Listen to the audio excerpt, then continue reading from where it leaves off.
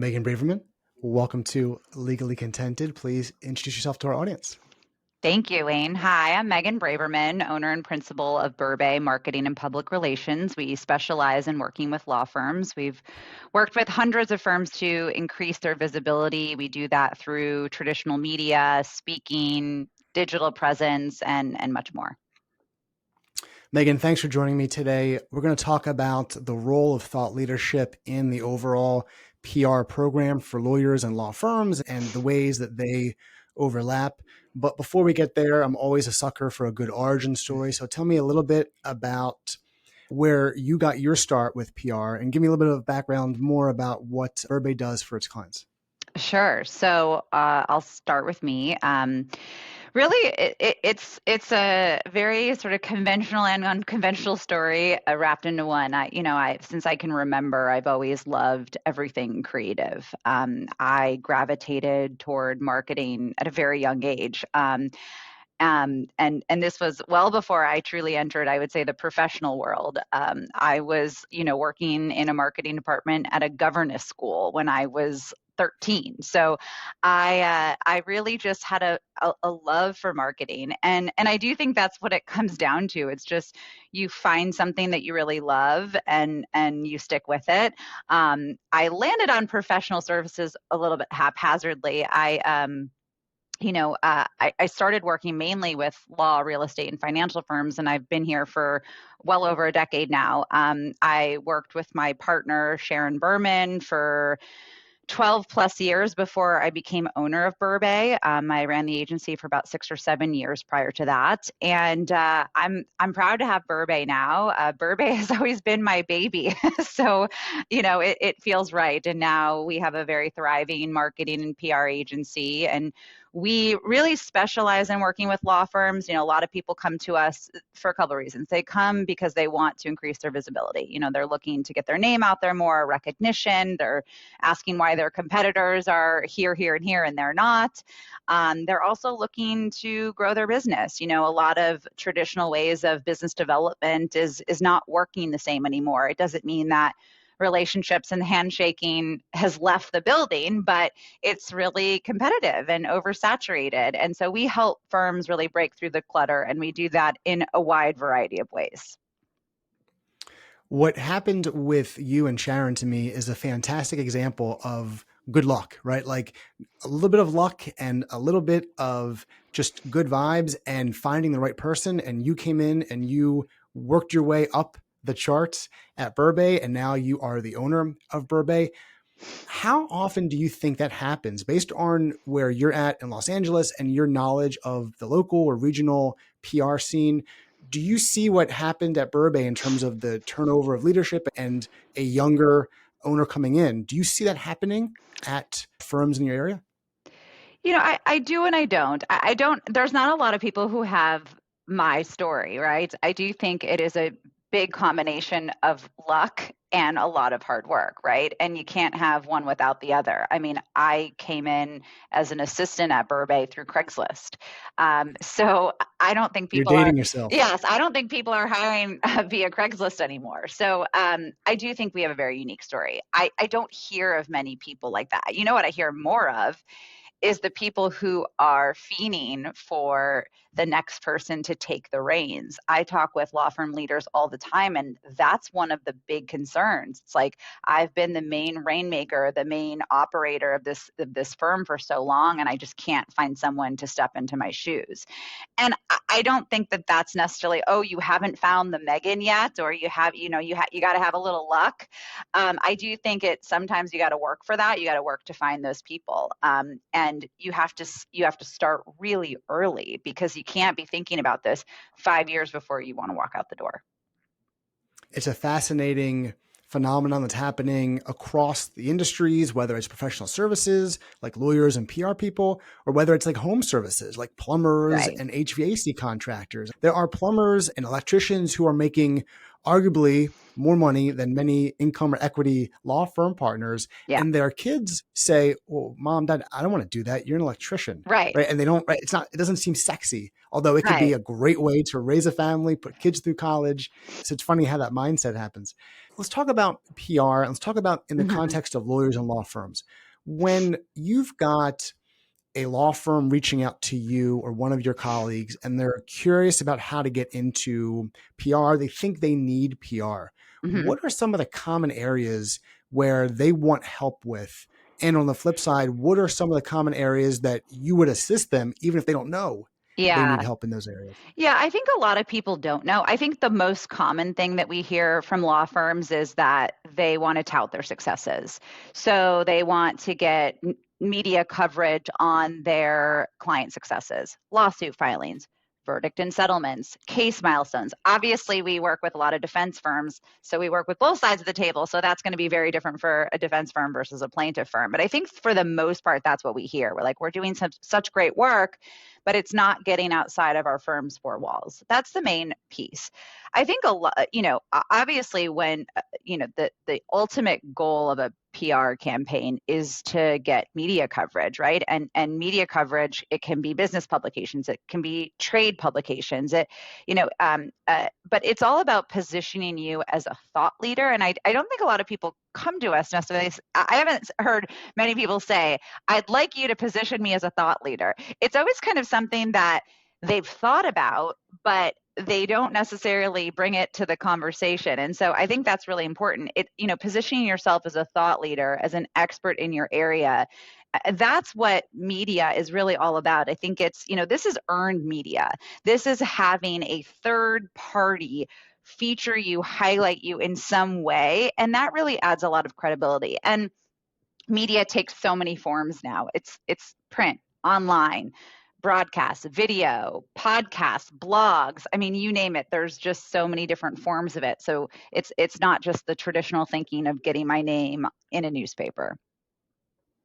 With the rise of social media and the rise of online content over the past 10, 15 years, I think that's revolutionized PR as well. When I was Yeah. at a PR firm from '02 to '06 before law school, it was all media relations, right? Yeah. There was some web stuff, obviously, but there was no social media, and it was all media relations all the time. Hmm. And that was a problem when you had a law firm that may have had a real interesting result, but no one cared because either it didn't fit neatly into a reporter's beat, Right. or the case was more about a legal development and not really something that was going to impact people, like a Supreme Court decision.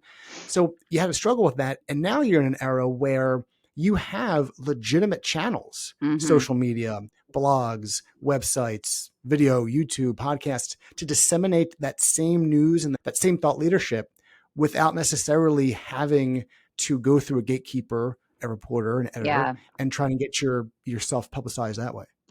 Yeah, you're exactly right. I think that is one of the big challenges with firms these days is that there's just so many ways, there's so many channels. Where do you focus your time, effort, energy? Things have changed, things are still changing, and your marketing has to evolve with the times. And I remember that time so vividly. I remember when social media first came out and law firms were like, we're not going to have any part of this. And now look where we are. So sometimes it's about embracing this change. It doesn't mean you have to go and like open up a TikTok account and be posting videos 3 times a day. You got to find what's the right mix for you based on who you're trying to get in front of. I mean, this is all about, you know, the right message to the right people in the right place at the right time. And I think that that's really important. You have to get all of those correctly. Let's talk about the right message, because Yeah. lawyers are used to coming in and they have the legal argument and they have a very focused view of the relevance of their point, what they're trying to say, what they're trying to change in the law.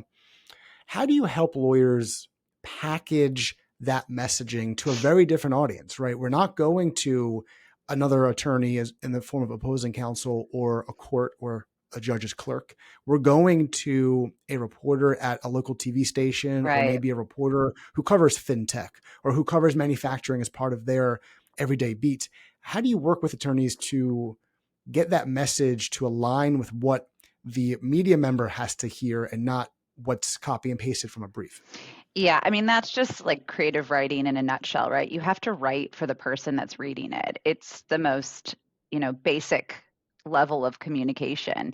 Every single piece of communication that you write should be you should consider the tone and the reader. So yeah, and and you have to think, if you're going to get a reporter or an editor's interest, it's probably not going to be a copy paste from a brief or a ruling, right? So that's where we come in. I can't say, there are some lawyers who are fantastic writers, but they're not great creative writers.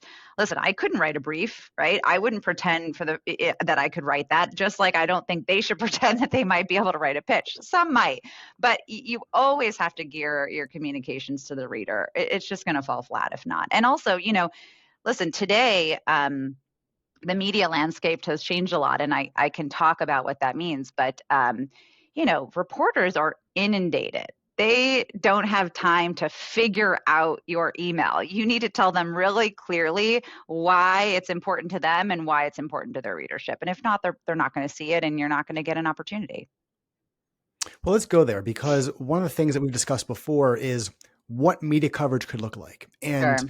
gone are the days where the only option is in the hard copy issue or hard copy version of the LA Times, of the Philadelphia Inquirer, the New York Times, that comes out and gets onto people's doorsteps. How do you define media coverage in 2023?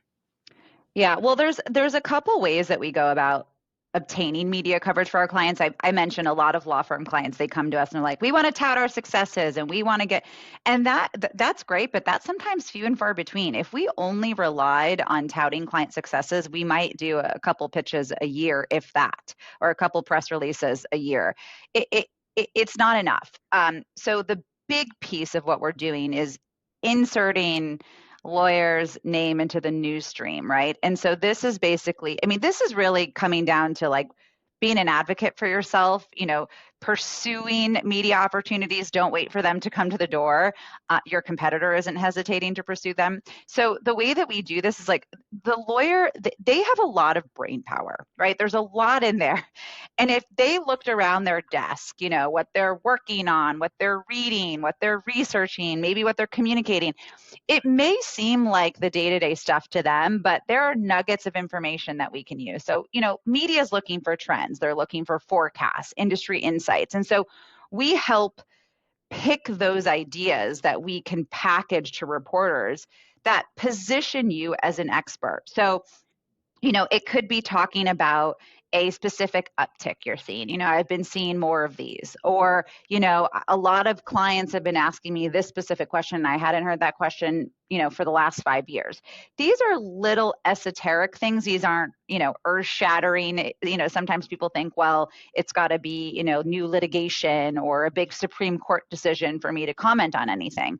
So that's a big way is how do we find some of the things that are changing in your world, package those so that they interest the reporters and the reporters' readers. And that's really, really important, right? Because you've got to talk to the reporters' readers, because the reporter, the editor, they're thinking about who is reading their publication. They're also worried about clicks, right? So that is the vantage point that's their mindset. They're like, why does this matter to the people who read our publication or watch our, news broadcast? So that's one piece. That's a big piece. Obviously, the successes we talked about. This can be a little bit trickier often because of client confidentiality, sensitivity. You don't want to step on the shoulders of your clients, for your own benefit. So you have to be careful with that. Another big one, and I hate to use industry jargon, I'll use it and describe it, but it's called newsjacking. It's basically taking the headlines that are going on today, or yesterday or tomorrow, and capitalizing on those headlines for yourself. So, for example, let's say there was a ruling in a case and you had no involvement in the case, but it was your area of expertise and it's issues that you can talk about.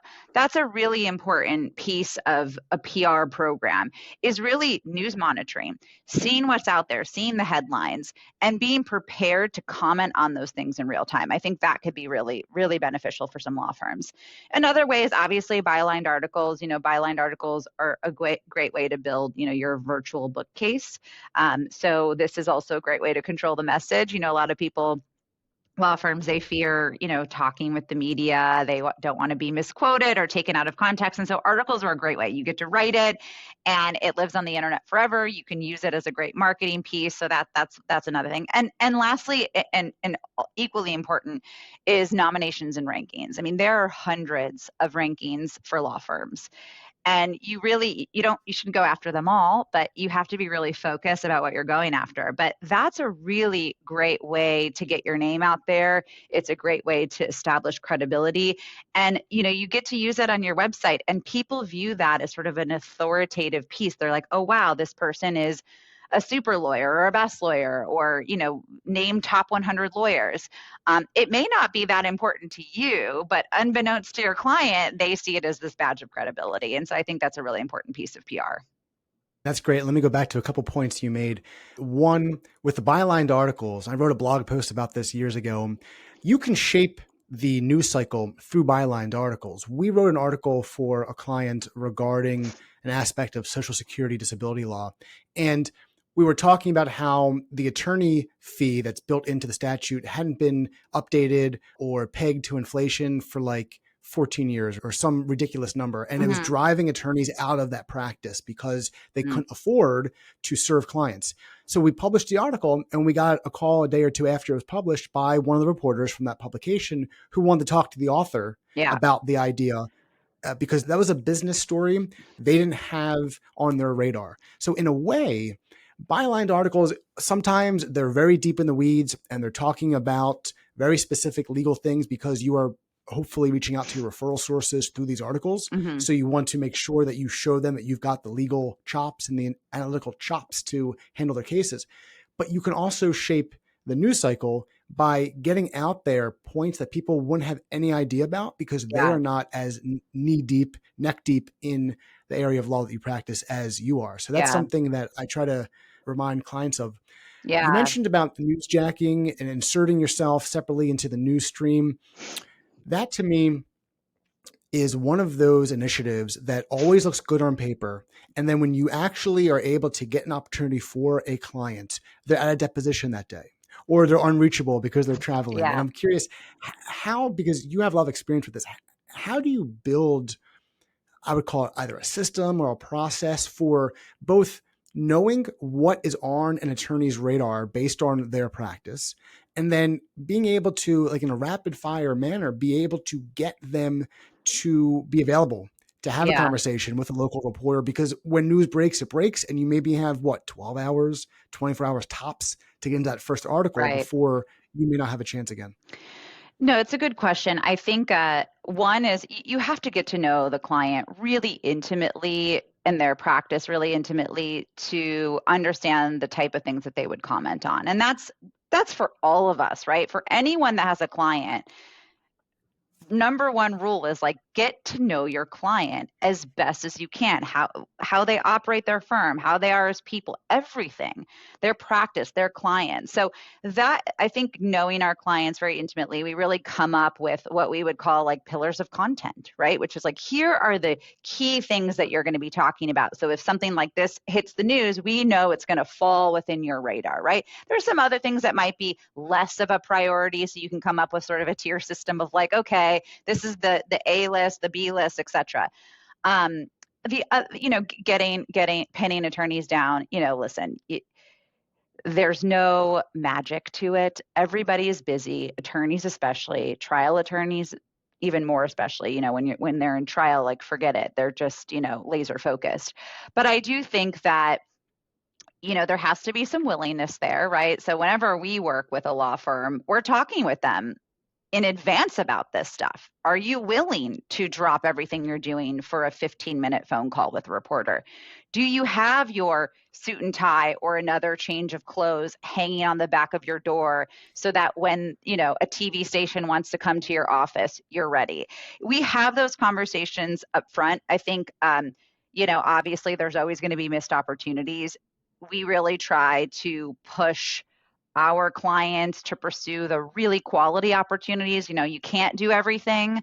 But listen, every survey, every conference that I've ever been to, one of the things you hear is like lack of attorney participation, right? Hard to get them to respond. It's kind of a systemic issue in law firm marketing. And I don't think it's going away anytime soon. So it's really just pushing that boulder uphill, which we all do. How often are your clients turning to you to help them get booked at conferences, especially industry conferences that might be in front of people who could be their clients or referral sources? Because on one hand, today, a webinar, a monthly or quarterly webinar series might get an attorney out in front of more eyeballs than speaking at a conference. But on the other hand, you and I know those in-person conferences, you get to see people, Right. shake their hand, give them a hug, hang out Right. with them, grab coffee, grab a drink. So where is conference speaking on attorneys' radars in terms of turning to a PR firm for help with them? I mean, it's on their radars. We do it for a lot of our law firm clients. We everything from identifying which conferences they should go after because there are so many, and so what actually makes sense. And getting speaking engagements is also a long-term initiative.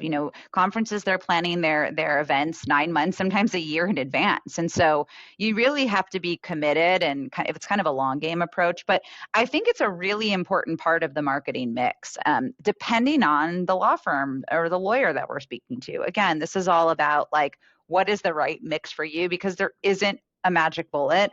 And also, a lot of these things can work really great together. Marketing doesn't happen in silos, right? So like a presentation that you give at a conference could be used for media, could be used for a blog, could be used for your LinkedIn post.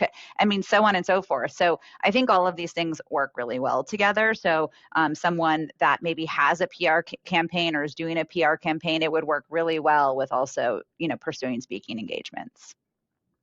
That's a great segue into my next question, which is the chicken and the egg problem. When you've got an attorney who hasn't gotten much media coverage before, maybe isn't particularly prolific when it comes to bylined articles, Mm-hmm. how do you take an attorney or any other professional service provider on that journey from not being out in the media, not writing? How do you get them to the point where maybe they're not being called every time by a high-end reporter, but how do you get them on that journey from 0 to 50, 60, up to 100? Yeah, so hire a PR agency. No, it kind of goes back to being an advocate for yourself and like not waiting around for the media opportunities to knock on your door. I think when we work with someone who has never had any media experience, never done anything, it's a lot of education, right? It's talking about the process of media, how we work, because a lot of times what happens is for someone that has never had experience with the media, the first thing that they say is, I don't have anything interesting to talk about. And that's just not true. I mean, really, I've been doing this for a long time. I would say 98% of the people I speak to have something interesting to talk about. It's just that they haven't really identified it yet. There are some people who are great at coming to the table with ideas. We really help not only probe that person with questions and things that get them thinking, but there's a lot of research behind, right? We want to see like what's been out there in this practice. What are the publications that this person might want to target?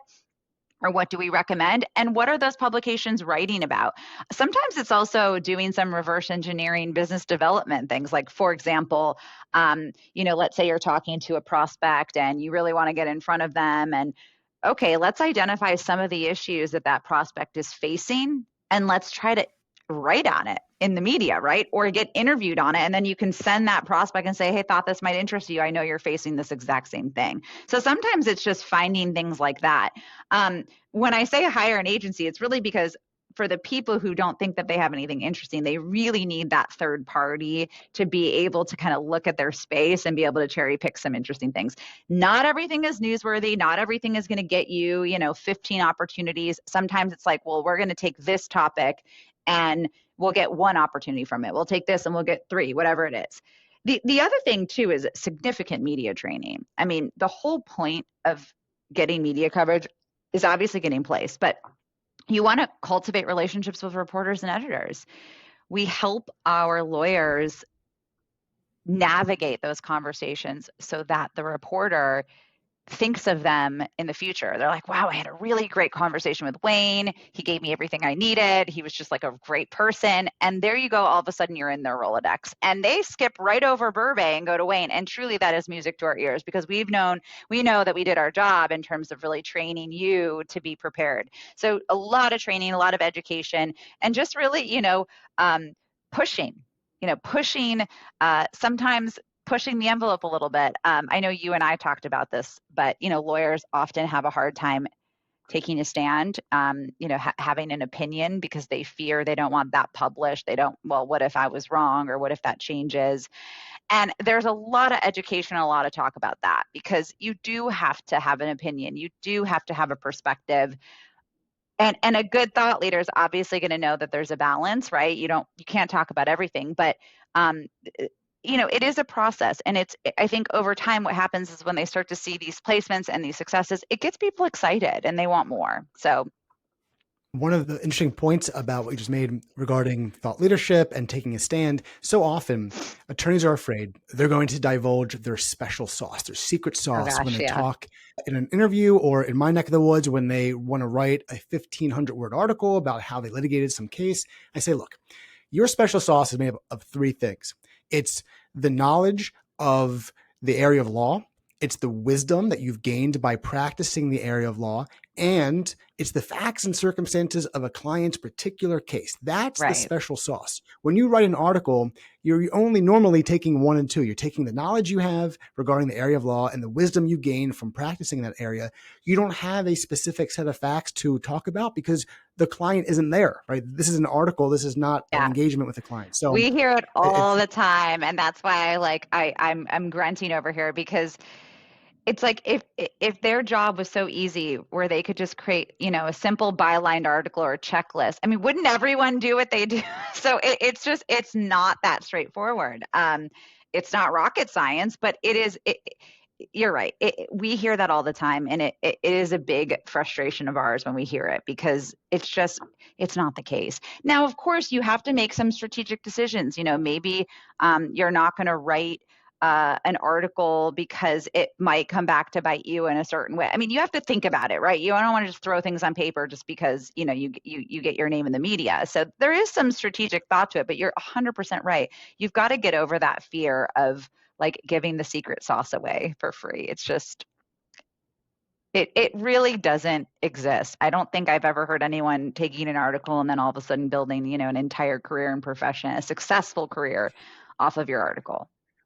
Yeah, I'm going to take the LSAT, go to law school, get a Right. job just to be able to apply the knowledge that you gave me Yeah. in this 2,000 word article. Yeah, even Probably if not going it's to a happen. competitor of yours who's like sort of, similarly aligned, maybe a little bit they're not nearly as good as you, of course, but there's probably 10 reasons why they couldn't do what you do with your article. I mean, and then some. So I just sometimes people need to get over that fear. I think that fear and the imposter syndrome are two of the biggest fears that put a chokehold on lawyers.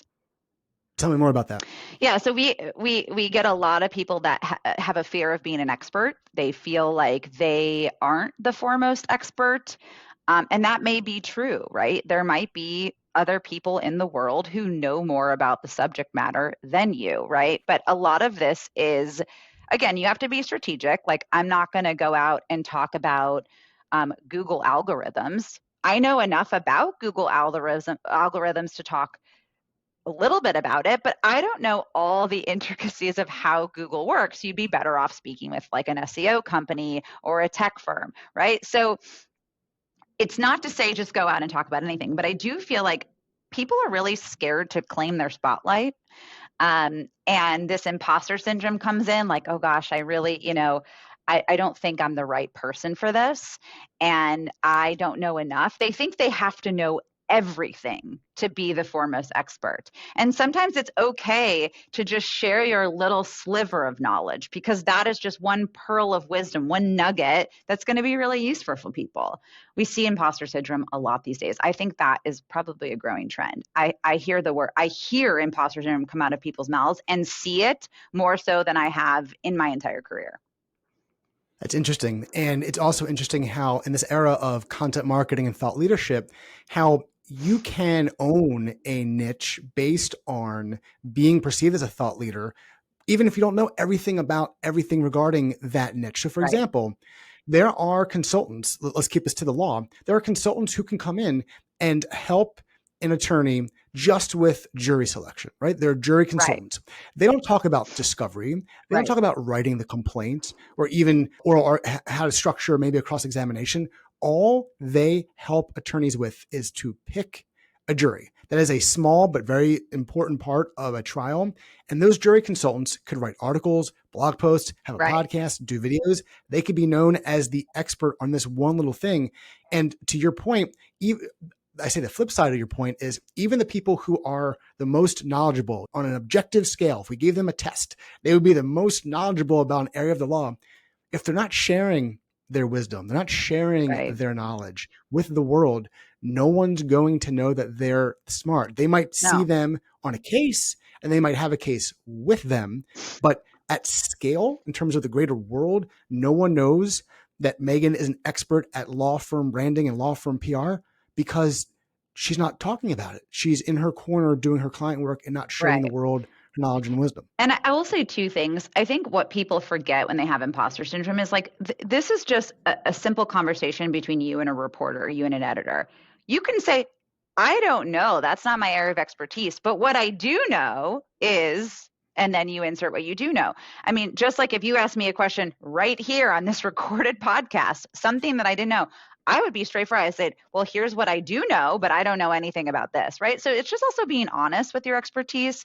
Um, the other thing too is I think let's think about the worst thing that can happen. The worst thing that can happen is you get quoted inaccurately and so you're quoted inaccurately and you're saying something in this piece that is just dead wrong, right? Well, there's a couple things you can do about that. One is if it's factually incorrect, you can actually ask the publication for a change.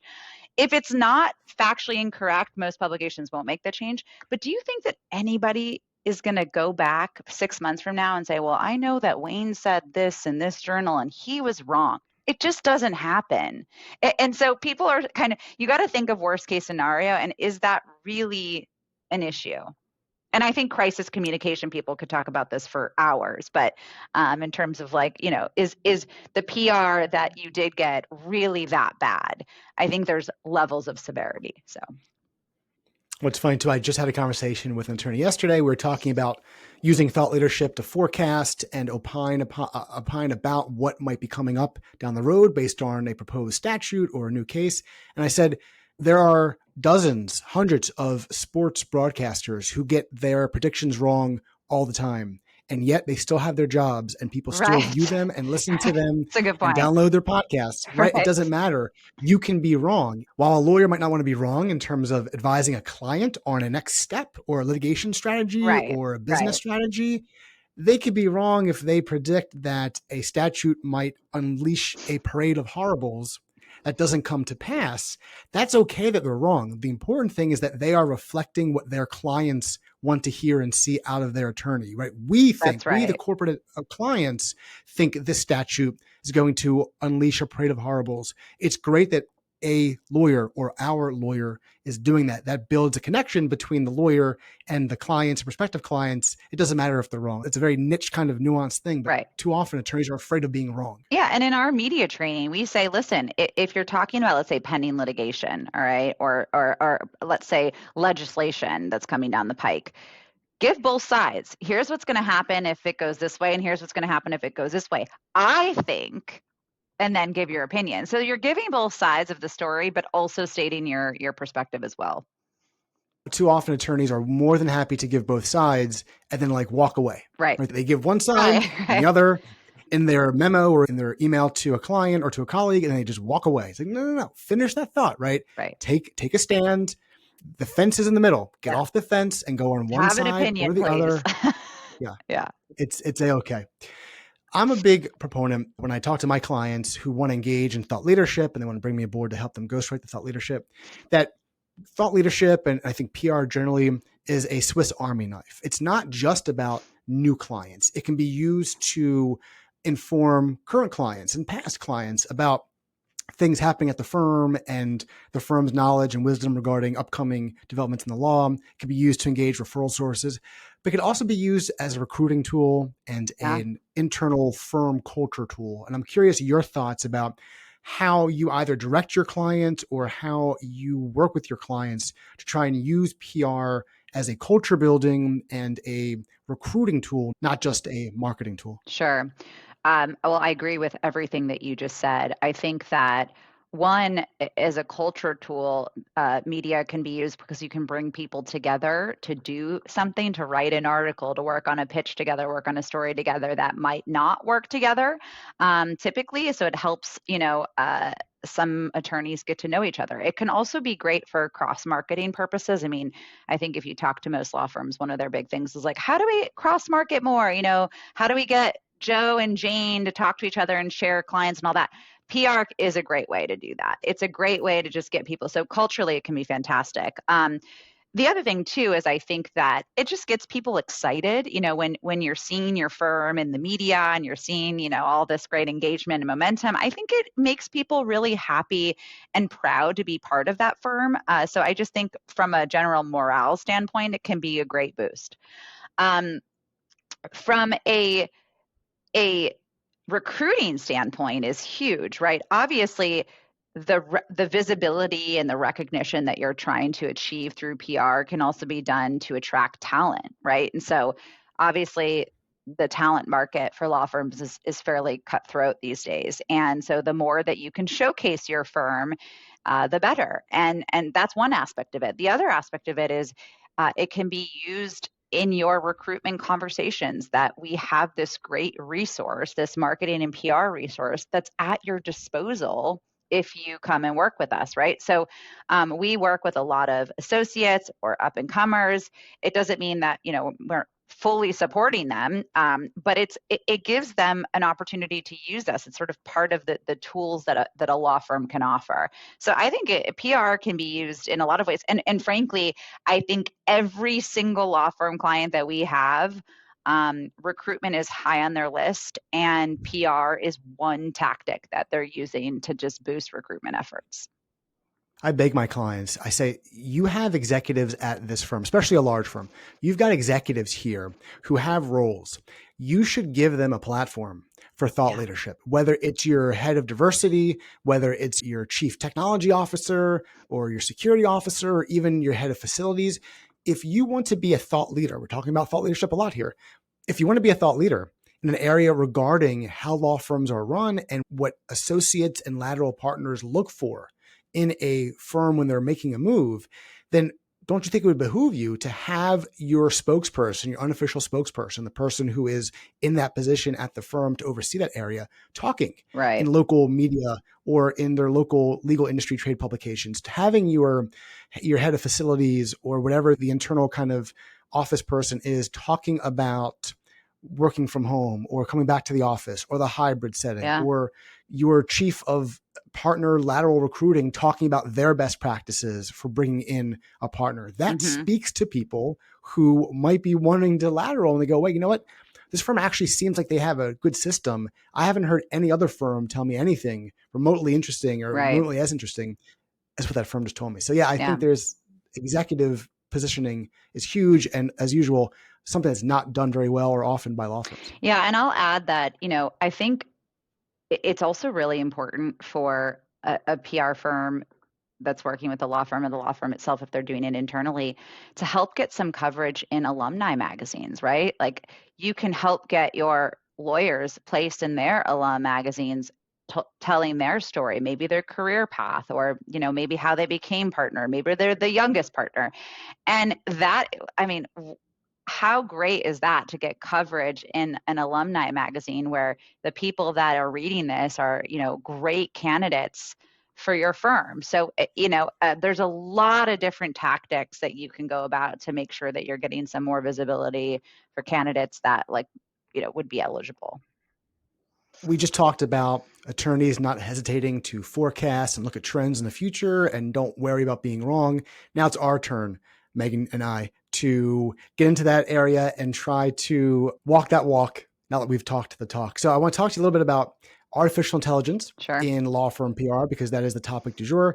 And also after that, we'll get into some trends you're seeing with PR and trends you might expect to see in law firm PR. So Okay. what are you seeing right now in terms of your clients, either requesting or you just seeing kind of out there in the industry, the role of AI in law firm public relations? No comment. No, I'm just kidding. So, for me, listen, AI hasn't been this monumental change. I mean, AI has been there for a while. It's slowly getting more and more part of our lives. I see AI as a tool. I'm not really a believer that it's just going to come in and replace everything that's human. Chat GPT, perfect example. It's a tool. It can help with content creation. You can use it to write your pitches, your press releases, your social media posts, your blogs. Are they without any edits? Absolutely not. It's a foundation. It's kind of like, I like to say, is like, it's kind of someone much junior than you taking the first pass at something. It's words on paper, so it helps. It's better than staring at a blank page, but you still need to rework it. Lawyers are using it to do the same thing. It's not replacing them. You're always having a human hand on the wheel directing it. So that's obviously a big piece, is the AI for content creation. The other thing I think is AI for images. And again, this isn't something that a law firm might be doing a lot of, but it's a whole new world. I mean, this is really for designers. I mean, this finding stock images is one of the most painful processes that we all go through, whether it's for a website or for a marketing piece, and we're all looking at the same photo, like of people shaking hands. Now you can make your own. So I think AI images has been really great. I mean, obviously we do a lot of design in-house as well, so it's been a really big piece for us. There's a significant number of other tools. I mean, there's AI media monitoring, helps you monitor not only the like placements and things that are going on in terms of your firm, but it also helps in terms of the news jacking that we talked about, right? Which is like monitoring headlines and certain keywords, and then using some of the material that you have to connect that. There's a lot of different things. So those are some of the things that I think PR professionals are using, but obviously there's a lot more there that I know nothing about. And we haven't talked about AI in analytics or Right. AI to help summarize long articles or long documents. So you can create Yeah. an abstract or for the purposes of putting it in a presentation. I think it depends on where in the legal industry you're at. If you are a law firm that relies on SEO type content, and normally you would have your SEO agency or digital marketing agency take the top 4, 5, 6 articles that come up on Google regarding a topic that you need to cover for your website. You can replace that with AI tools that can do the Absolutely. same thing. It can screen it, combine it. That's fine. I think that's still going to need adult supervision, Right. but it certainly is a big step. But the idea that you can use all of these various tools to, like you said, summarize things, to create first drafts of captions, to get Right. over that hump of a blank screen in front of you. And I've been toying with this 4-part framework for using AI with content creation. It's not as easy as saying, we're going to use AI, because you can use AI to help with the topic selection. You can use AI Yeah. to help with the actual substance of the post or the content. You could use AI to help you actually assemble the content. And then you can Mm-hmm. use AI to edit or polish it, like with SEO optimization or Grammarly. So it's not just, here's AI, we have a blog we have to write, use it. Yeah. It's a lot more nuanced. And we're not even talking about, obviously, the role of AI in providing legal services. This is Right. This just is just for this is PR. just Yeah. legal marketing. Yeah, and it's such a sliver, right? Because I mean, we talk with law firms all the time who are using AI as tools, and same thing with you. It's coming in at sort of different stages and helping you. I mean, I think it's fantastic. I really do. I think it's just like social media, right? When everybody heard about social media, everyone was like, "No, not for me, not for me." And you hear a lot of that now. But I do think that in 10 years from now, it's going to be like that. We're all going to have adopted AI in some fashion. And sure, will it replace some things? most likely, but it's not going to just wipe out industries entirely. That's not my belief. And here I am taking a stand. And if I'm wrong, everybody can come back to this podcast and tell me Yeah. how wrong I am. The good news is no one's going to care. No So one's there you going to go. care, right? But let's continue that thought. Let's talk about trends. What trends are you seeing with law firms and their public relations efforts? What Yeah. trends do you expect to see in the coming, I don't know, 12, 18, 24 months? So this is, again, PR only, right? So I think the big thing is I think the media landscape has changed tremendously. I mean, hugely. Like the elephant in the room, clearly the pandemic. We all know that. The pandemic hurt a lot of industries. The media was not left alone. And even just in the last couple of months, the amount of outlets that have shuttered and the amount of layoffs. And it's just what it means is less staff, increased writing responsibilities. So, you've got one reporter that's now covering 5 beats, and instead of filing 5 stories, they're now filing 10. And so it's just a little chaotic. I think that many PR firms are changing their strategies. It's not necessarily reinventing the wheel. It's not PR doesn't work anymore. A lot of people sort of want to throw the baby out with the bathwater. That's not it. It means that you have to go about things differently. One example is like, and this isn't obvious in a lot of PR firms, but highly personalized emails. Like knowing the reporter, knowing the outlet, not just sort of like mass mailing people. So I think that PR firms are really, really the ones that are seeing this. They're seeing a huge impact, and they're pivoting. So I think that's a big one for PR. I think that the other, again, I don't know if I would consider this a trend, but it's something worth noting. But I do think that multimedia is becoming more and more important with PR. So, for example, using your video content to pitch a reporter. And this isn't just like taking you and your 30 seconds describing your practice area, but maybe when you're pitching a story, there's other media that you can include. It gives reporters a bigger package to think about. This is especially true for broadcast, right? So broadcast, they've got to figure out something visual. So why not give it to them? Why not give them the idea of what they can visually show? So I think multimedia is one. I think there's a lot of other kind of smaller changes, but those are the biggest changes that I see.